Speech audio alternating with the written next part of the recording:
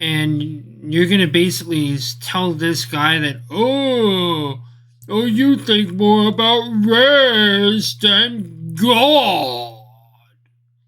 Like, look at yourself. Like, actually think about what you're saying. You know, people's connection to the divine is connected to their ancestral traditions. And, you know, race, sexuality, gender, race, sexuality, gender, and religion and politics, culture, civilization, all those things matter.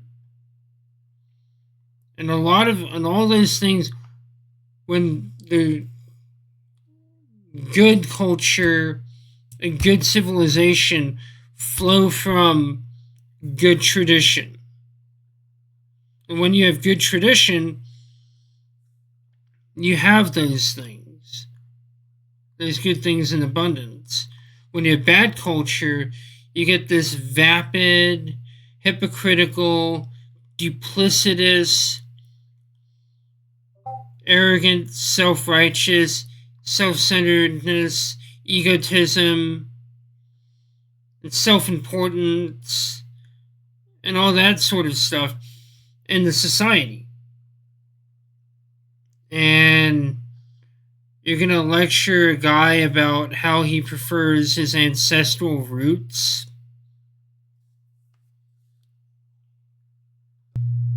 over St. Patrick chasing the druids, snakes away. Give me a break. It's like you're going to lecture a guy for not wanting your Abrahamic religion, wanting your Abrahamic ways, your Arab ways, your Christian ways, and your Jewish ways. Your foreigner ways that are not his culture and the culture of his ancestors. I want to look more into like my Irish ancestry more because what I know of it, it's amazing. I'm in favor of like Christians preserving their cultural identity, but I'm for it as long as they're not forcing that down my throat and telling me that I have to give up my ancestral gods. That in America we don't worship Muhammad. We don't worship Allah. We don't worship Buddha. We don't worship Krishna. We worship Jesus. At the moment when you start saying crap like that, we're done.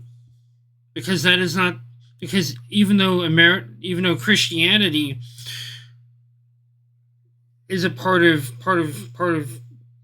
American culture, it is not the culture of the founding fathers. It is really mostly its paganism was the culture of the founding fathers. And because you have to understand that about the founding fathers. They said a lot of things that also said a lot of things that other people were saying in the ancient world.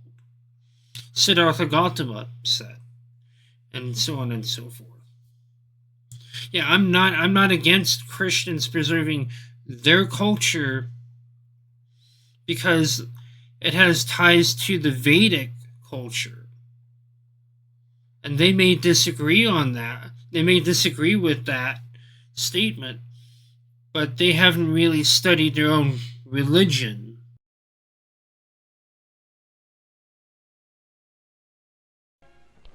Science has profoundly altered the conditions of man's life, both materially and in ways of the spirit as well. It has extended the range of questions in which man has a choice. It has extended man's freedom to make significant decisions. No one can predict what vast new continents of knowledge the future of science will discover. But we know that as long as men are free to ask what they will, free to say what they think, free to think what they must, science will never regress, and freedom itself will never be wholly lost. People need to be allowed to have opinions, viewpoints, and beliefs contrary to not just others' opinions and beliefs, but also the established narratives within that given culture. Anyone who wants to say anything abusive about or to me is quite free to do so, and welcome, in fact, at their own risk. But before they do that, they must have taken, as I'm sure we all should, a short refresher course in the classic texts on this matter, which are John Milton's Areopagitica being the great hill of Athens for discussion and free expression, Thomas Paine's Introduction to the Age of Reason, and I would say John Stuart Mill's essay on liberty, in which it is variously said, I'll be very daring and summarize all three of these great gentlemen of the great tradition of especially English liberty, in one go. What they say is, it's not just the right of the person who speaks to be heard. It is the right of everyone in the audience to listen and to hear. And every time you silence somebody, you make yourself a prisoner of your own action because you deny yourself the right to hear something. In other words, your own right to hear and be exposed is as much involved in all these cases as is the right of the other to voice his or her view. Indeed, as John Stuart Mill said, if all in society were agreed on the truth and beauty and value of one proposition, all except one person, it would be most important, in fact, it would become even more important, that that one heretic be heard, because we would still benefit from his perhaps outrageous or appalling view. In more modern times, this has been put, I think, best by a personal heroine of mine, Rosa Luxemburg, who said that the freedom of speech is meaningless unless it means the freedom of the person who thinks differently.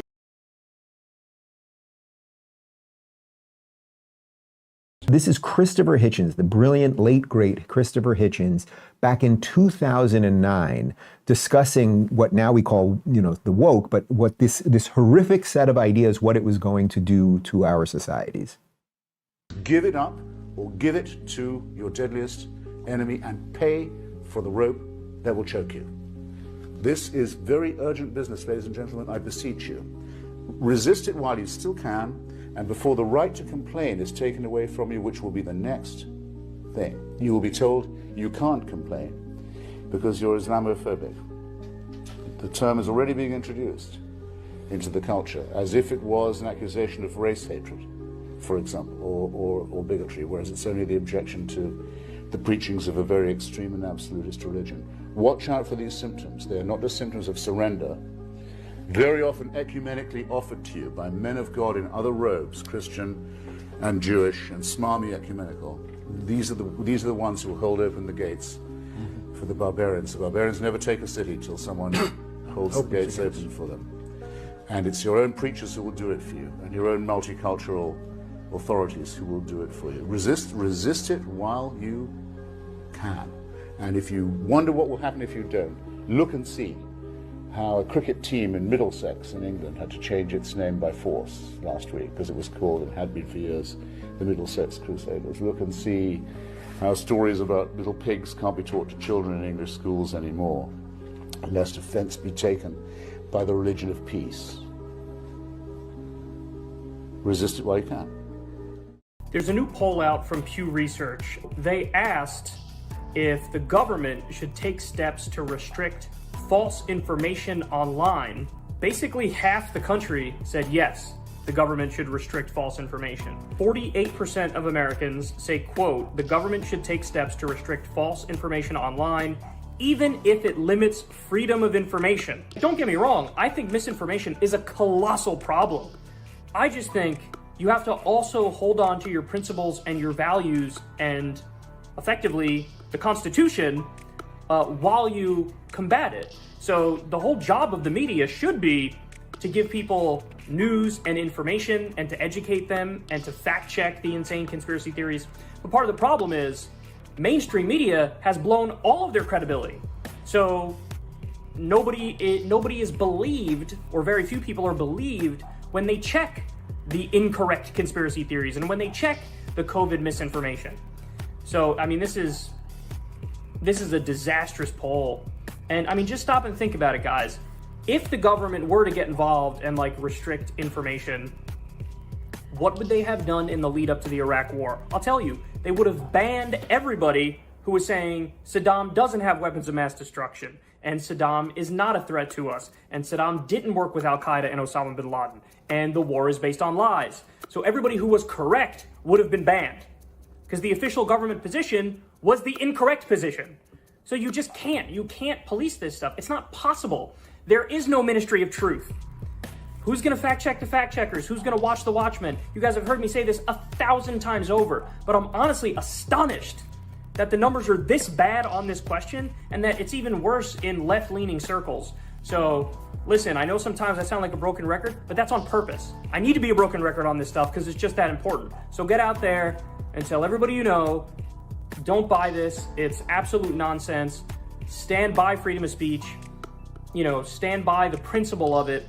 I am very sympathetic to what Kyle is saying here. I consider myself to be a proponent of freedom of speech. However, I believe that people are entitled to their own opinions, not their own facts. If a person wants to say, I don't believe in wearing a mask because it's a violation of my freedom, that is an opinion, and I think it should be protected. If a person wants to say masks are not effective at stopping the spread of COVID-19, that's demonstrably a lie, and they should not be allowed to knowingly propagate it. If a person says COVID-19 precautions are overly stifling and I would rather take the risks than conform to these guidelines, that's an opinion and should be protected. If someone wants to say COVID-19 is a hoax, that is a lie, and that should not be allowed. There's no political position that people should be barred from. But whatever your position is, your facts need to be straight and unimpeachable. And if they aren't, they have no place in the discourse. We've seen firsthand the results of rampant misinformation. They are a grave threat to our democratic institutions and to the public trust and to public health and safety. There are valid concerns about who should wield the power to stamp out misinformation. If you give the government the power to stop misinformation, they'll be tempted to use it to censor correct information that just happens to contradict their official narrative. Kyle uses the example of the lies we were told in the lead up to the Iraq war. There are also valid concerns about the epistemological criteria used to determine what is and what is not factual. For instance, one could claim that COVID-19 escaped from a lab in Wuhan, China. One could even claim that it was released intentionally as a bioweapon by the CCP. These claims, while often disputed and typically politically motivated, are not demonstrably false. We do not know precisely the origins of COVID-19. I think that what needs to happen is this. There needs to be a government administration that is made up entirely of scientists who are appointed to their position based on the merits of their scientific achievements and not based on their politics. The fact check administration, okay? The FCA. The FCA should have the power to determine if any given claim is incontrovertibly false and if it is socially deleterious. If they find that a claim is both incontrovertibly false and socially deleterious, then they should be empowered to stop its spread by any reasonable means. If any reasonable doubt exists that a claim is false, they should, of course, err on the side of freedom of speech. Whenever the FCA determines that a claim is both false and harmful, which should not be often based on the criteria I've outlined, a full report on the findings of this administration should be made public. The report would detail exactly what evidence led them to rule the claim false and what evidence led them to rule the claim harmful. This way, there is transparency to the process and people can look over the evidence for themselves. If the FCA is suspected to have abused their power to stifle dissent or for any other reason, as in Kyle's Iraq war hypothetical, then there should be an appeals process whereby a public hearing is held to determine if the body acted incorrectly. The entire thing should be completely transparent. What is the reason to oppose such a system? If checks and balances are present, it would be extraordinarily difficult to abuse. If the epistemological safeguards err on the side of freedom, it should not prevent anything other than demonstrable falsehoods. Freedom of speech should not mean the freedom to spread misinformation. It should mean the freedom to speak whatever opinion you want to, regardless of whether or not it's popular. The only people who should oppose such a system are those who need lies to sell their agenda. I don't particularly think that their right to do so is of any particular value to our society. I don't think it represents a freedom that is worth preserving. I don't think that making people play by the rules of reality is a threat to freedom of speech. It doesn't even limit what you're allowed to advocate for. You can still be an anti-vaxxer. You just have to admit that you're doing it out of pure obstinate defiance and nothing factual. You can still choose not to wear a mask. You just have to admit that that the reason you refuse to protect other people is just because you're an asshole, not because masks are ineffective. You could still protest for Trump to be reinstated as president, but you have to admit that it's because you just want that and not because the election was stolen. Let's face it, we live in a society where the messy and complicated truth is often beaten up and beaten out by simple and emotionally evocative lies. Truth needs help if it's going to win, so let's give it that leg up. The idea apparently already has popular support. Half the country's on board. Half the country is sick of the lies. Half the country is ready to see the political charlatans and fraudsters get gagged. And to me, that's an encouraging sign that we have not yet completely lost our minds.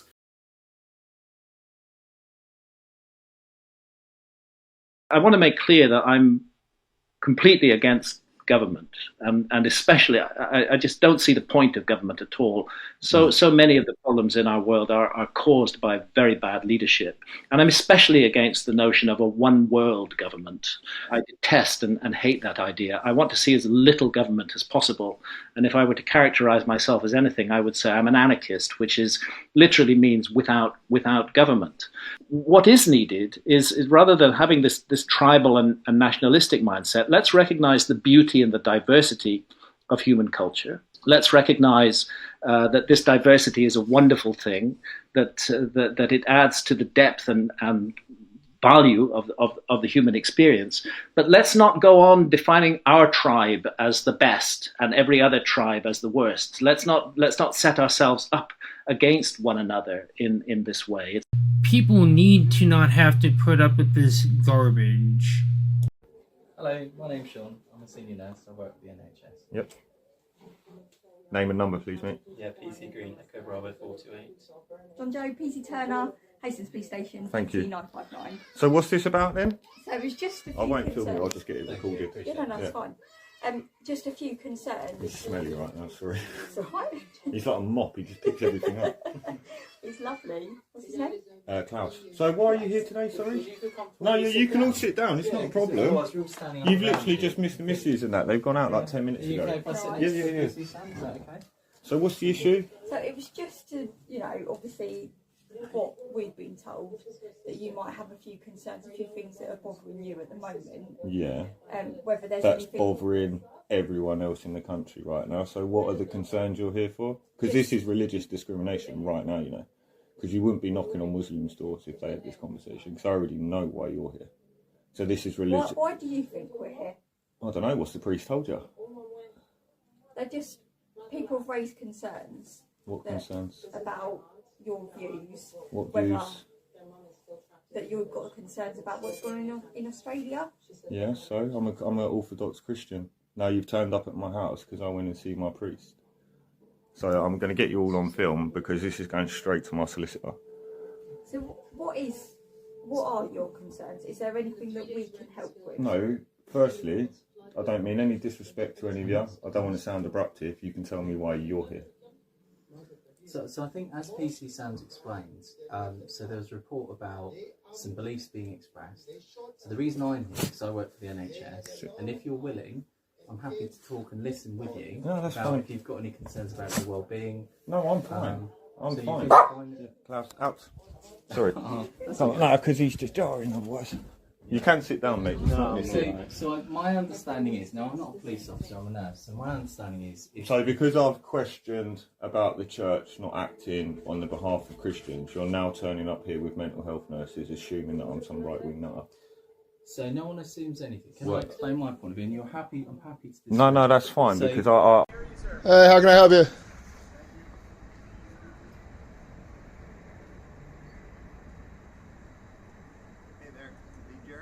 Yeah. How are you? Who are you? I'm Agent O'Donnell with the FBI. Can you give your full name, please? I'm Agent O'Donnell with the FBI. Is that sufficient to identify as only one O'Donnell affiliated with the FBI? In New Hampshire, yes. Could you please state your full name, sir? Could you please stop recording? No. It's First Amendment right. Okay. What's your name, sir? Could you stop recording, please? Absolutely not. You can show me your name and identification, or I'm going to go back inside my house. Okay. I don't really want to broadcast my... Oh, this is going out right after you guys walk away. So that's why I'm not going to... So you can show me your name or ID, you can walk away. We just want to talk to you. I'm not going to talk to people who claim to be federal agents unless they can show me identification. Okay, well, you see our badges. I need to see... Is your full name on that badge? No. I'd like to see something with your full name or I'm not going to talk to you. I prefer you not to broadcast it. This will be going online as soon as you walk away. Well, all I want to do is talk to you about a post that was made, and if you happen to be the one that made the post. I want to talk to you about you guys coming here. Say you make a salary of, I don't know what, low 100K? You guys making six figures? Factor in 50% expenses, overhead, maybe 100% expenses. Talking about burning a couple $100 an hour just here, let alone all the time you guys are spending to investigate something that you know is not against the law, right? Like, so you're familiar with... So then why would you come? Because we wanted to make sure that there weren't any... No, you're coming because you're part of a regime that does this kind of thing when you know laws aren't being broken. And that's an embarrassment, man. Didn't you guys read the Constitution? Do you not believe in America? Like, how do you do your jobs and go home? We appreciate it. You're walking away. Because nothing we did is against the law, and you guys are fuckheads that try to act like bullies. And I hope you go home and are embarrassed. You can't even say your name on camera because you know that what you're doing is embarrassing. You know Americans that believe in the Constitution think you're laughable. And you go home and you think about what you did today. Go home and think about it, you cowards. Drive away. Drive away. Thank you for your time. You're not welcome. You should be embarrassed. Embarrassing. You guys are embarrassing.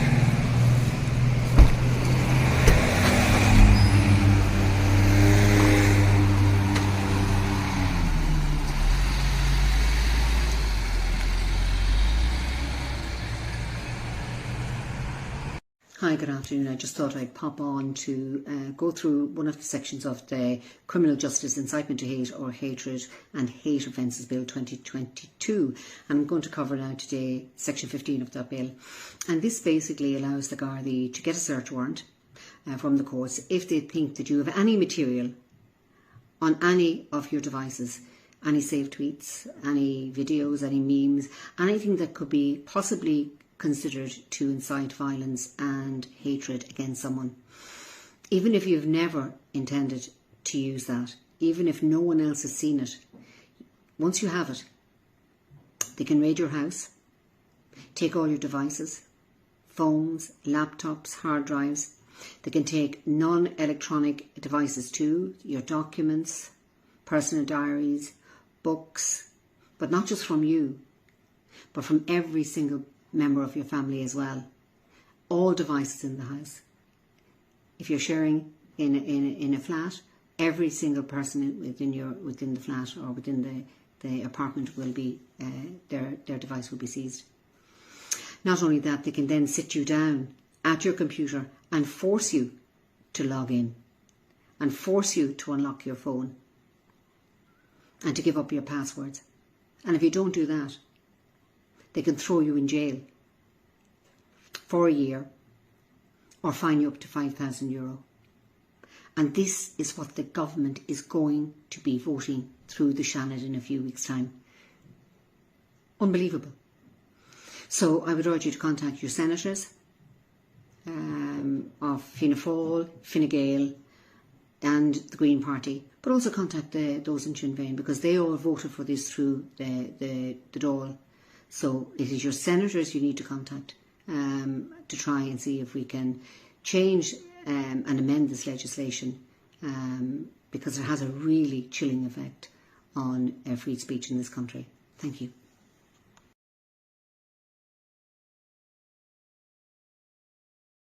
He has lost his privileges, and it should be taken down. And the bottom line is that you can't say that you have one rule for Facebook and you have a different rule for Twitter. The same rule has to apply, which is that there has to be a responsibility that is placed on these social media sites to understand their power. They are directly speaking to millions and millions of people without any level of oversight or regulation, and that has to stop. And will put the Department of Justice of the United States back in the business of justice. We will double the Civil Rights Division and direct law enforcement to counter this extremism. We will hold social media platforms accountable for the hate infiltrating their platforms, because they have a responsibility to help fight against this threat to our democracy. And if you profit off of hate, if you act as a megaphone for misinformation or cyber warfare, if you don't police your platforms, we are going to hold you accountable as a community. I think we need to push back on this. There's no guarantee to free speech on misinformation or hate speech, and especially around our democracy. There is no partiality nor compromise when it comes to free speech. And Americans are the only ones who can take responsibility for their actions, not their government. When government takes away your agency and taking responsibility for your own actions, they take away freedom of speech. Because part of freedom of speech is freedom of responsibility. If government takes responsibility for your actions, then they have taken away your sovereignty. America's culture is rooted in its traditions, and its traditions are freedom of speech,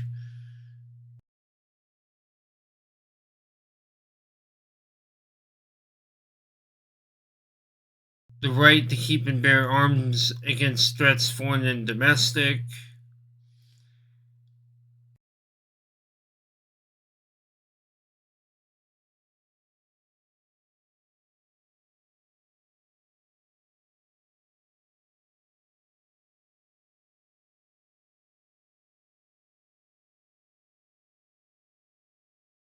and the responsibility with that great power that we're given, under the Constitution, that we have a responsibility to present information as it needs to be presented, and to basically examine what we're actually saying and see if it is something that needs to be said, or if it's something that should just be left silent. We have the right to freedom of religion. We have the right to be an atheist, even. I can venerate any god that I want, and there is no law which can prevent that. We have the right to privacy. We have every right to demand that corporations, and especially the government, cannot spy on us.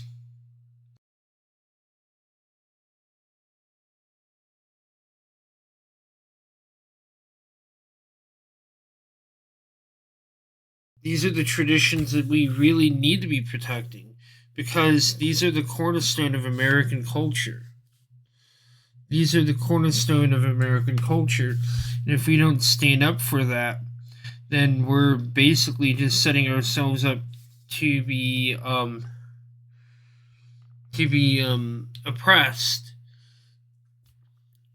This idea that we should suspect everyone and everything all the time is the road to fascism. And so, my fellow Americans, ask not what your country can do for you, ask what you can do for your country.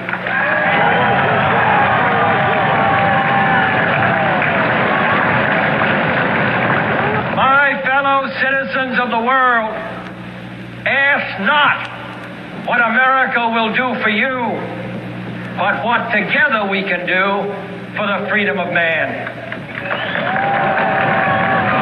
Do you want to see the change in your that you want to enact in your country, and especially the world?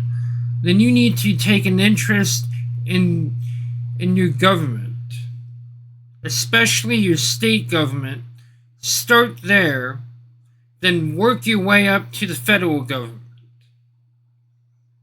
Not just in the legislative branch, but also in the judicial and executive branches.